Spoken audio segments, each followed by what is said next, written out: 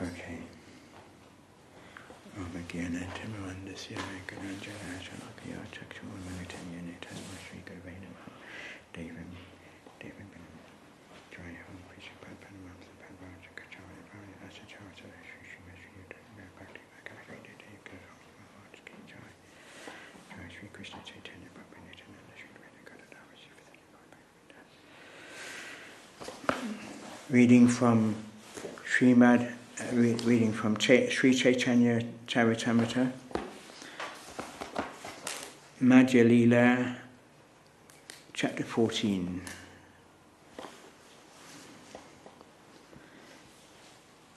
Translation.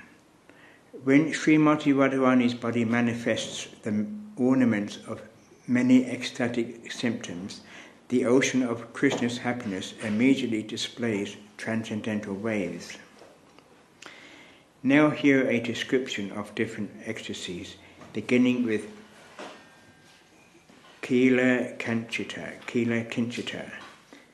With these ecstatic ornaments, Srimati Radharani enchants the mind of Krishna. Oh, Hare Krishna.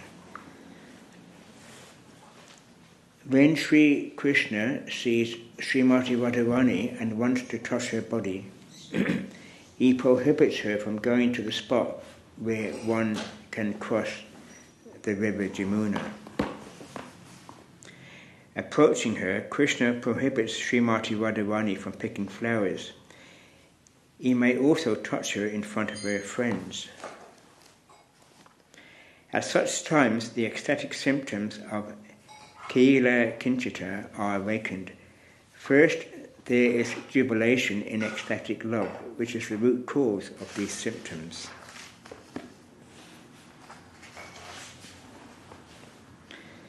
Pride, ambition, weeping, smiling, envy, fear and anger are the 7 ecstatic loving symptoms manifest by a jubilant shrinking away,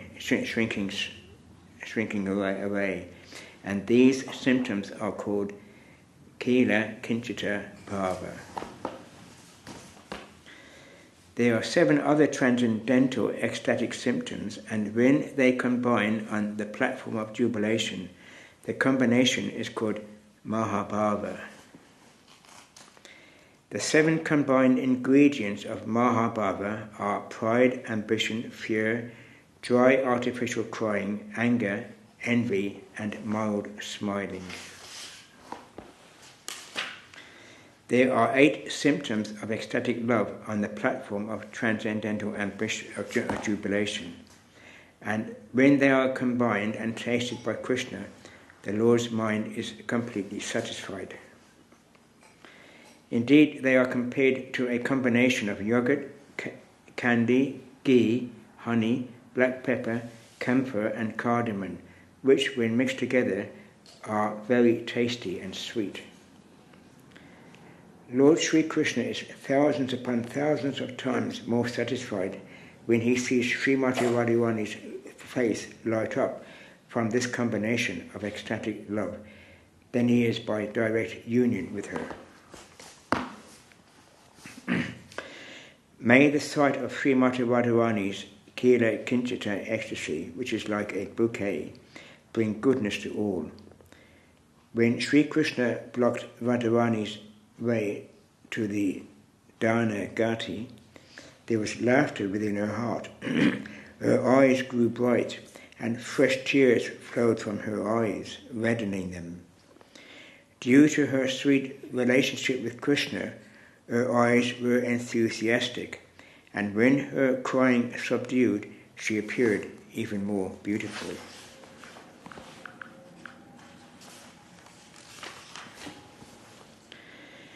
Agitated by tears, Srimati Radharani's eyes were tinged with red, just like the eastern horizon at sunrise. Her lips began to move with jubilation and lusty desire. Her eyebrows curved, and her lotus-like face smiled mildly. Seeing Radharani's face exhibit such emotion, Lord Sri Krishna felt a million times happier than when he embraced her, Indeed, Lord Sri Krishna's happiness is not at all mundane. Upon hearing this, Sri Chaitanya Mahaprabhu became very happy, and being absorbed in this happiness, he embraced Swarup Damodar Goswami. Sri Chaitanya Mahaprabhu then asked Swarup Damodar, please speak of the ecstatic ornaments decorating the body of Srimati Radharani, by which she enchants the mind of Sri Govinda. Being thus requested, Swarup Damodar began to speak. All the devotees of Sri Chaitanya Mahaprabhu were very happy to hear him. Sometimes when Srimati Radharani is sitting up or when she is going to Vrindavan, she sometimes sees Krishna. The symptoms of various ecstasies that become manifest at that time are called vilas. The various symptoms manifested in a woman's face, eyes, and the other parts of her body, and the way she moves, stands, or sits when she meets her beloved, are called vilas. Swarup Damodar said, timidity, jubilation, ambition, respect, fear, and the characteristics of the left-wing gopis were all ecstatic symptoms combined to agitate Srimati Radharani. When Srimati Radharani saw Lord Krishna just before her, her progress stopped, and she assumed an attitude of opposition. Although her face was slightly covered by a blue garment, her two starry eyes were agitated, being wide and curved. Thus she was decorated with the ornaments of vilas, and her beauty increased to give pleasure to Sri Krishna, the Supreme Personality of Godhead. When Srimati Radharani stands before Krishna, she stands bent in three places. Her neck, waist and legs, and her eyebrows dance.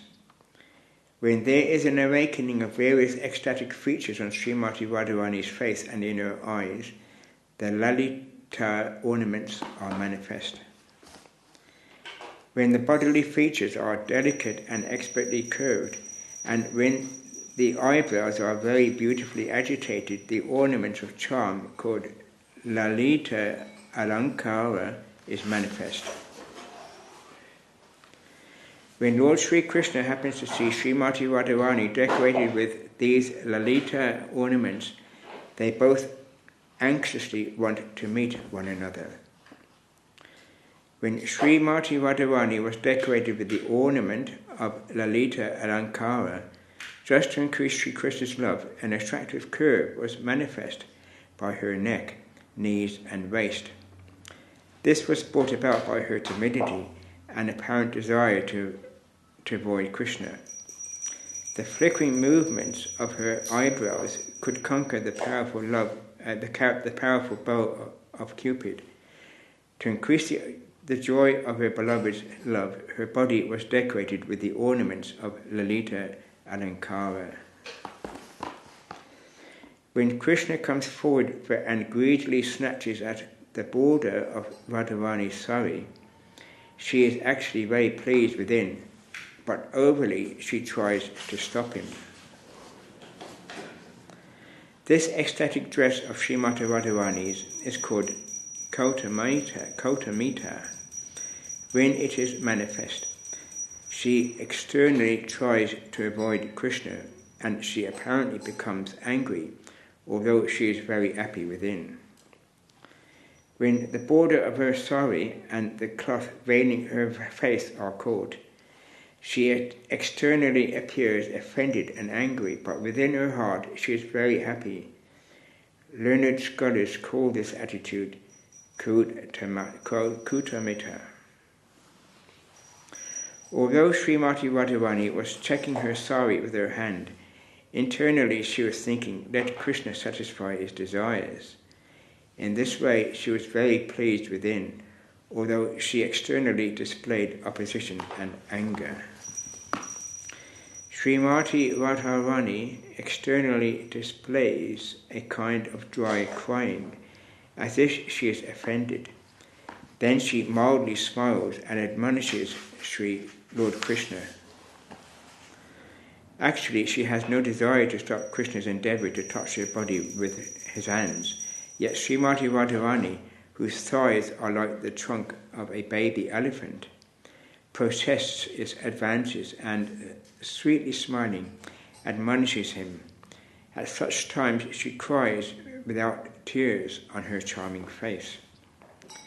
In this way, Srimati Radharani is ornamented and decorated with various ecstatic symptoms which attract the mind of Sri Krishna. It is not at all possible to describe the unlimited pastimes of Sri Krishna, even though he himself describes them in his incarnation of Sahasra Vadana, the 1,000-mouthed Sheshanag. This time, Srivas Thakur smiled and told Damodar Pandit, "My dear sir, please hear, just see how opulent my good goddess of fortune is." As far as Vrindavan's opulence is concerned, it consists of a few flowers and twigs, some minerals from the hills, a few peacock feathers, and the plant known as gunja.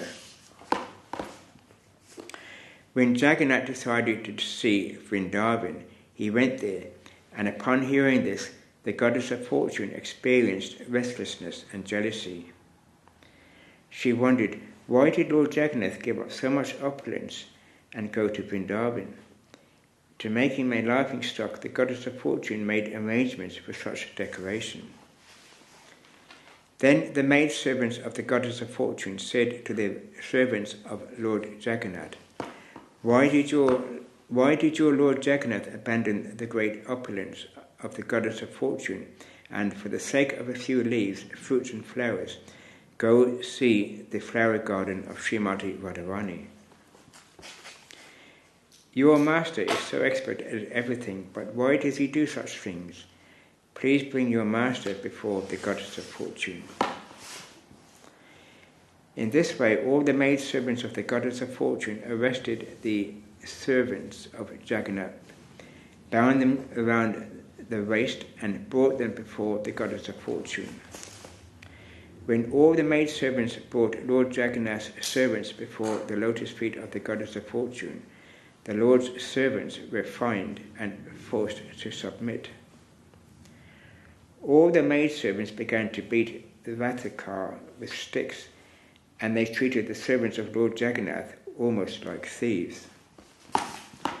Finally, all of Lord Jagannath's servants submitted to the goddess of fortune with folded hands, assuring her that they would bring Lord Jagannath before her the very next day.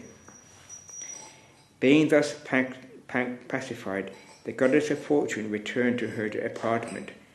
Just see, my goddess of fortune is opulent beyond all description.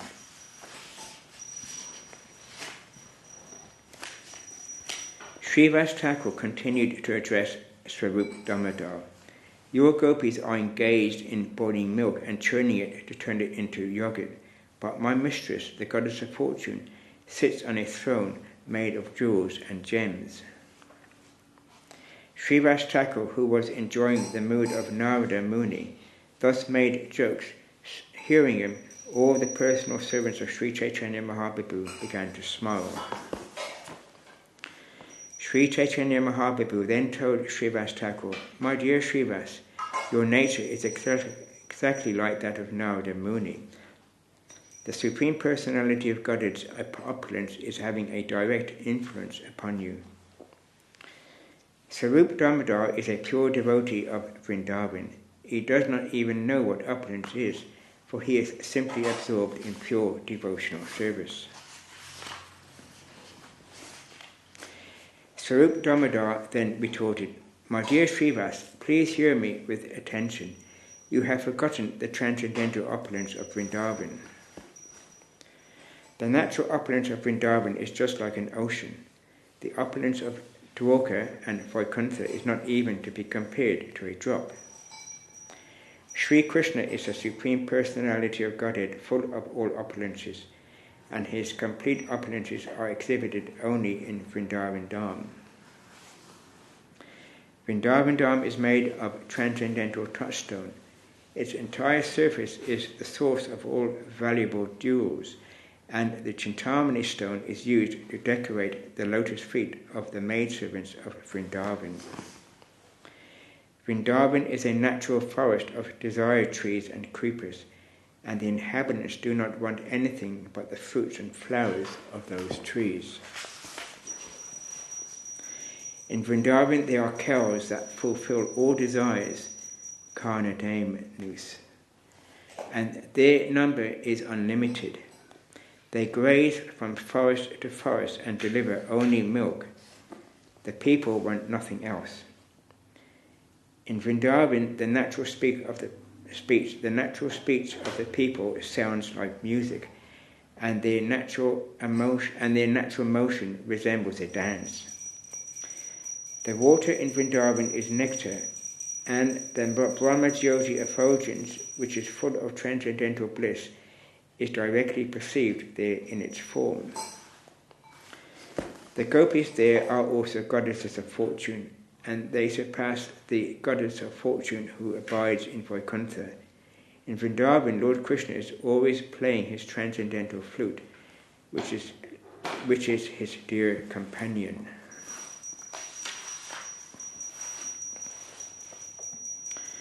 The damsels of Vrindavan, the gopis, are super goddesses of fortune. The enjoyer in Vrindavan is the Supreme Personality of Godhead, Krishna. The trees there are all wish-fulfilling trees, and the land is made of transcendental touchstone. The water is all nectar, the talking is singing, the walking is dancing, and the constant companion of Krishna is his flute. The effulgence of transcendental bliss is experienced elsewhere. Therefore, Vrindavan Dham is the only relishable abode. The anklets on the damsels of Vrajabhumi are made of Chintamani stone. The trees are wish-fulfilling trees, and they produce flowers with which the gopis decorate themselves. There are also wish-fulfilling cows, Karmadhenus, which deliver unlimited quantities of milk. These cows constitute the wealth of Vrindavan. Thus, Vrindavan's opulence is blissfully exhibited. Srivas then began to dance in ecstatic love. He vibrated sounds by slapping his armpits with the palms of his hands, and he laughed very loudly. Thus, Sri Chaitanya Mahaprabhu heard these discussions about the pure transcendental mellow of Srimati Radharani. Absorbed in transcendental ecstasy, the Lord began to dance. And we'll stop there, Prabhu. Should we stop there? And read, yeah.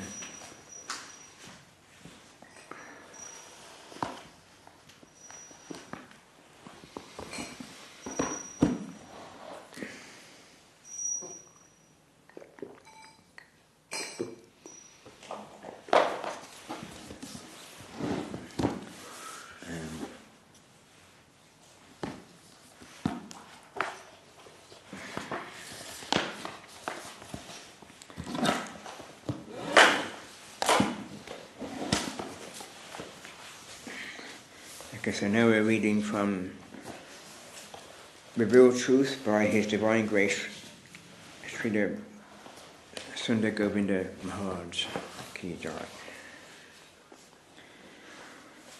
Action and reaction. We have seen that sometimes scientists who study the mundane world come to understand something about scriptural thought. For example, I've heard from Srila Guru Maharaj about Isaac Newton and his third law of motion.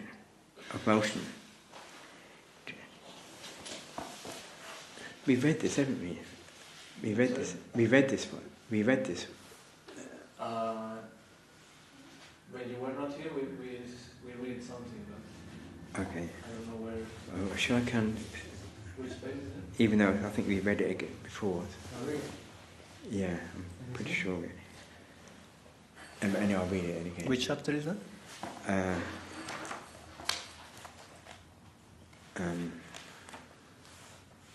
the waves of birth and death. No, we didn't read that. You didn't read that? Okay. No. Right. Action and reaction. We have seen that sometimes scientists who study the mundane world come to understand something about scriptural thought. For example, I've heard from Srila Guru Maharaj about Isaac Newton and his third law of motion. To every action there is an equal and opposite reaction. Newton's third law is a perfect explanation of karma. The theory of karma is very clearly explained in Srimad Bhagavad Gita. What Newton recently discovered, the law of karma, was actually explained in Srimad Bhagavad Gita 5,000 years earlier.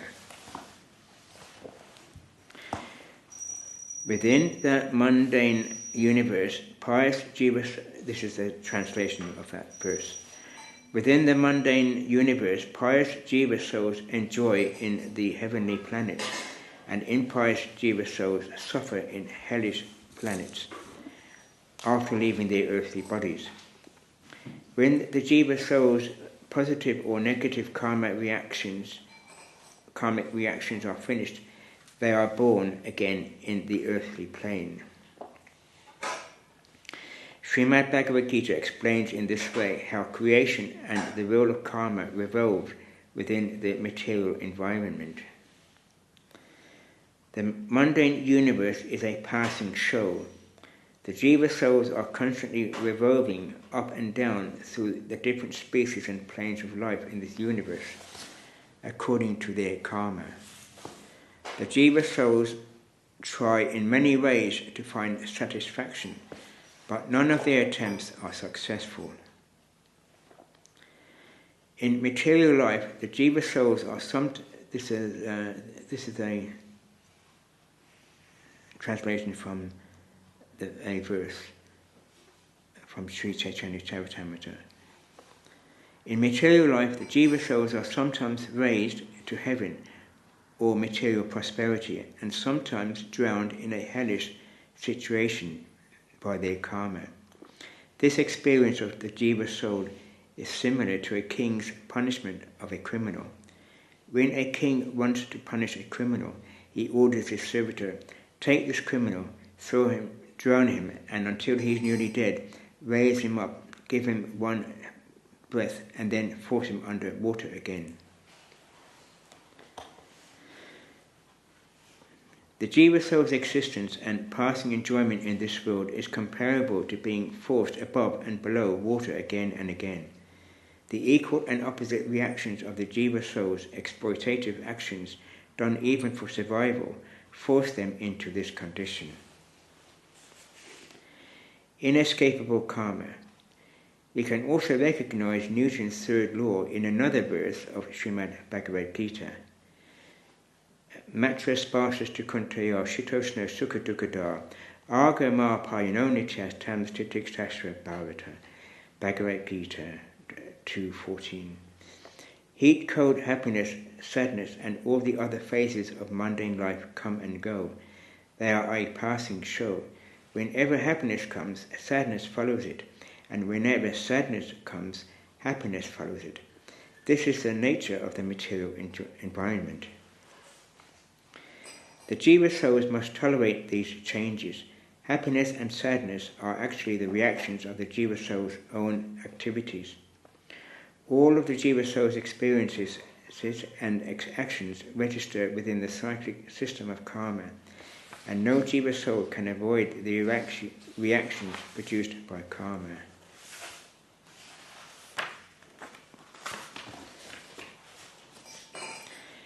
In the Mahabharata, Dharmaraj asked Yudhishthira, "What is the news in this world?"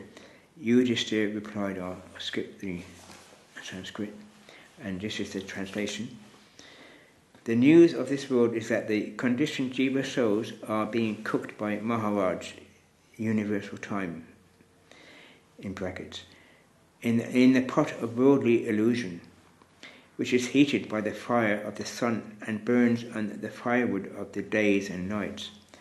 The pot is stirred by the ladies of the months and seasons, and within the pot the jiva souls are suffering so much, covered with the masala flavouring of karma, lust, krodha, anger, lobha, greed, mada, pride, moha, illusion, matsarya, envy, and the desires for kanak, wrath, kamini, women, and pratishta, fame. This is the only news of this world. That's the end of the translation. Dharmaraj then asked Yudhishthira Maharaj, what is miraculous in this world? Yudhishthira Maharaj replied, and again this is the translation of that verse, day by day the embodied souls are suffering so much in their worldly lives, and finally departing for the house of death. Day by day before their eyes death takes them away, their father, mother, sons, daughters, neighbours, and so on. But the jiva souls who will stay behind think, I will not go, I will never die, I will stay here and enjoy everything. So many others are gone, but I won't. I will stay here and enjoy. Everyone else has died, but death will never come for me. I will stay here forever. End of translation. This is the foolishness of the conditioned souls, and Yudhishthira Maharaj described it as the greatest wonder in the world. The conditioned souls think they will live this particular life eternally. It is simply not true. Srila Guru Maharaj used to quote this English verse. The toast of heraldry, the pomp of power, and all that beauty, all but wealth gave, awaits like the inevitable hour, the path of glory lead but to the grave. Here the position of everything in this world is very simply explained. According to everyone's culture, qualities, karma, and so on, their position within material life goes up, then down, up again, down again, and finally to the grave. The conditioned souls, however, are not able to properly understand this. When any soul does realize their position in this world, they feel, and there's a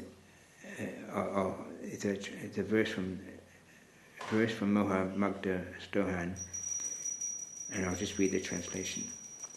Again and again the sun rises, the sun sets, and days pass by, but the conditioned souls never really consider it. The conditioned souls always absorb themselves in eating, sleeping, fearing, and enjoying. They only think about what they will have for dinner this evening, what they will have for breakfast tomorrow, and so on.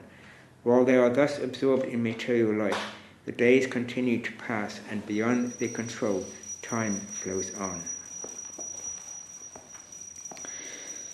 The rule of karma. Death and birth are very important questions for conditioned souls. The jiva souls want to enjoy their existing lives forever. They make houses and families for this purpose, but at any time a car accident can happen and take anyone away from their health and family. The jiva souls cannot actually control anything. The reactions to one's previous actions, karma pal, can always forcibly oust one from any position in this world.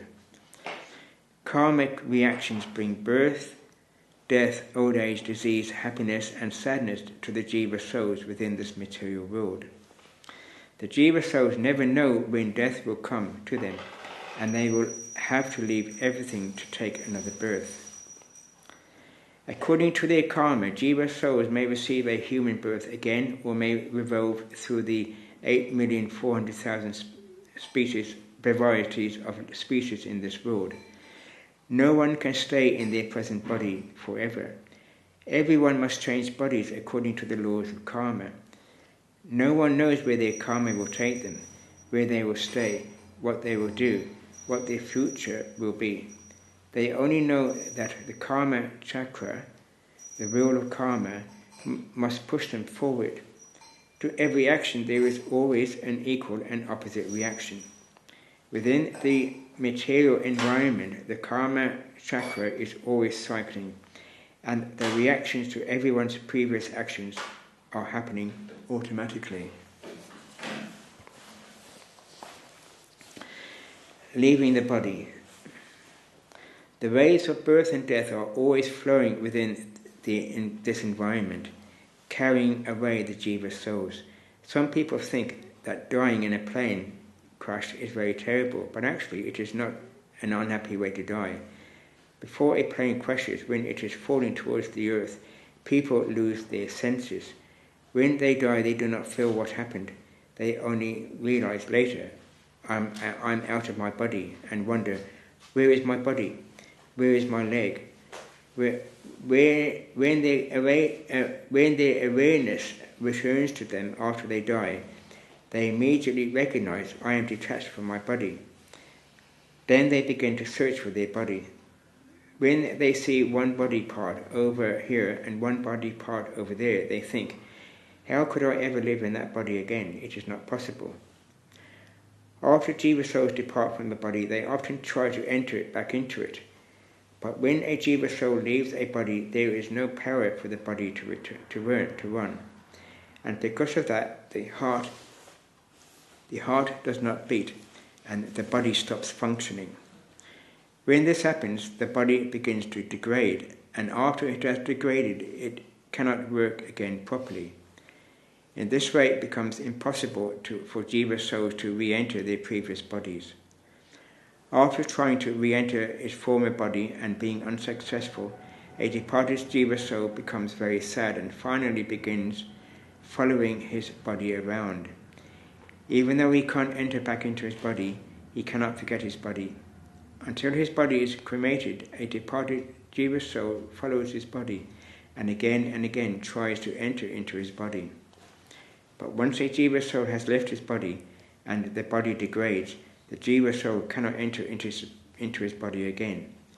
It is like paradise lost. Disembodied life. When a jiva soul follows his body to its cremation ground or grave, he thinks, what are my relatives doing? Why are they burning my body? They should keep my body for some more time so I can try again to enter back into it.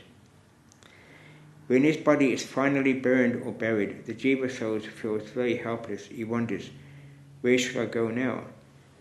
After his body is cremated, the jiva soul visits his house, his old bedroom, and the homes of his relatives.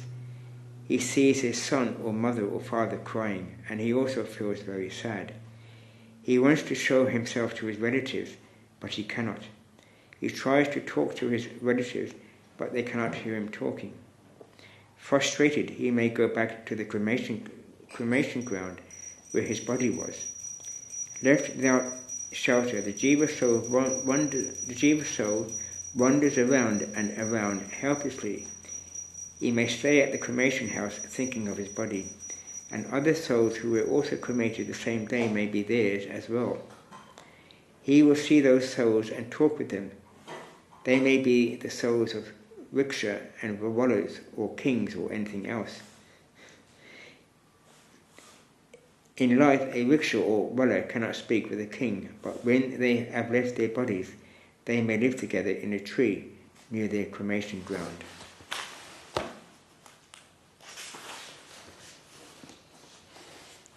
I'll just read this part before the next one.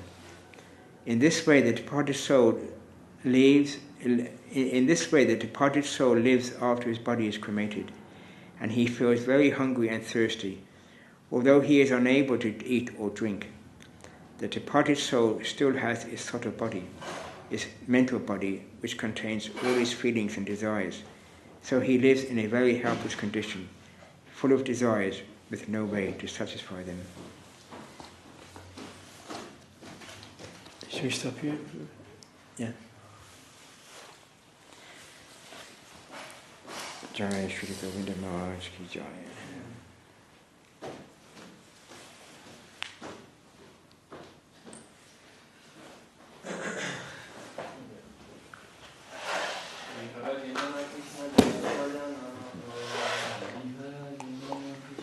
Hare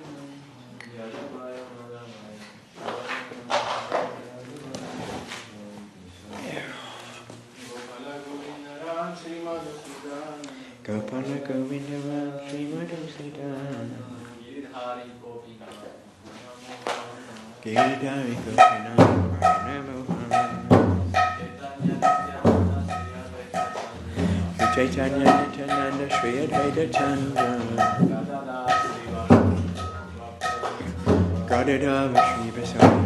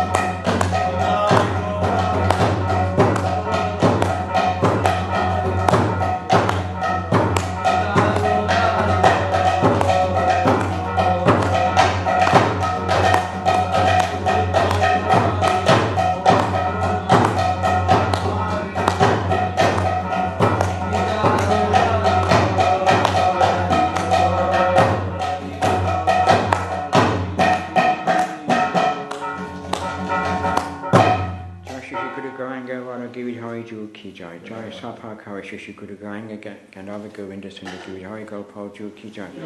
Jayam Vishipa Paramamsa Paravaja Kachari Vaya Astata Sata Sri Shima Shri Nirmala Chari Maharaj Ki Jai.